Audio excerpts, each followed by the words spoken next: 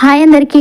ఈ రోజు అయితే నాన్ వెజ్ తినొద్దు అనుకున్నాను, కానీ యూట్యూబ్ ఓపెన్ చేస్తే అన్ని నాన్ వెజ్ వీడియోసే వస్తున్నాయి. మరి నేను ఆగుతానా? మా ఆయన దగ్గరికి వెళ్ళేసి, ఏమండి నాకు చికెన్ తినాలనిపిస్తుంది తీసుకురారా అని అంటే, మొన్నే కదనే మటన్ తిన్నావు, మళ్ళీ చికెన్ అంటావేంటి? ఇంకో 2 రోజులు అయితే దసరా వస్తుంది, అప్పుడు తీస్తానులే అని అన్నాడు. మీరు ఇలా అంటారని తెలుసు, కానీ నేను వింటాను, కానీ మీ మాట నా నోరు వినదు కదా, వెళ్ళి తీసుకురండి అన్నాను. అప్పుడు మా ఆయన నన్ను కిందకి మీదకి చూసి వెళ్ళిపోయాడు. దీని గోలు ఎవరు భరించాలి? చికెన్ తెచ్చేసి దాని ముఖాన్ని వారేస్తే అయిపోతుంది అని అనుకున్నాడు. ఏంటో వెళ్ళిపోయాడు. ఏదైతే నేను చికెన్ అయితే తెచ్చేశాడు. నేను అప్పుడు ఒక డైలాగ్ కొట్టాను, అయ్యో ఏమండి నిజంగానే చికెన్ తెచ్చారా? నేను ఏదో అలా జోక్గా అడిగాను, మీరు తెస్తారో లేదో అని. తెచ్చేసారే, థ్యాంక్ యూ అండి అంటే అప్పుడు ఆయన చాలా నీ నాటకాలు ఎవరికి తెలియదు, పోయి వండుకోపో అని అన్నాడు. మరి అంతే కదా, మనం అలుగులోంచి రావడానికి టైం పడుతుంది కదా, అందుకని. కానీ నాకు ఆ దేవుడు సూపర్ పవర్స్ ఇస్తే ఎంత బాగుండు అని అనిపిస్తుంది. ఎందుకని అడగరే? మా వారు నేను ఏ విషయం చెప్పినా కూడా ఉలకరు పలకరు. నాకేమో ఊ కొడితేనే ఏదైనా విషయం చెప్పాలనిపిస్తుంది, ఊ కొడితే ఇంకా ఎక్కువ ఏమైనా చెప్తానో ఏంటో అని ఊ అని కూడా అనరు మా ఆయన. ఆ దేవుడు నాకు సూపర్ పవర్స్ ఇస్తే కనీసం మా ఆయన నా గురించి ఏమనుకుంటున్నాడో, నేను ఏమైనా విషయం చెప్పినా తెలుసుకుందామని. చికెన్ కర్రీ అయితే రొటీన్ గా కాకుండా ఈసారి వెరైటీగా చేశాను, చాలా బాగా కుదిరింది.